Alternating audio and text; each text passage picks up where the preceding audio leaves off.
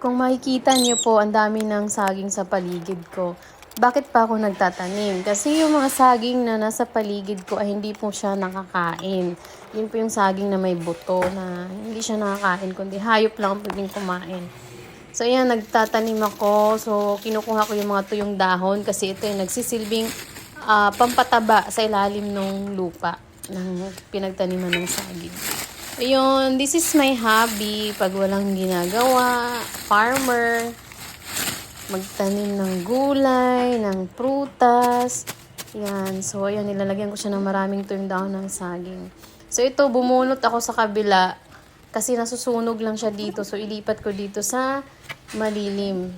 Yan yung mga saging na sa nakikita nyo, hindi po yan nakakain. So, itong tinatanim ko is ito yung makakain.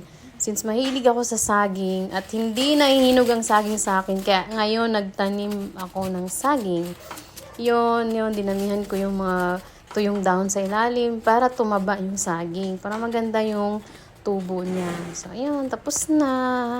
Ayun, ito na.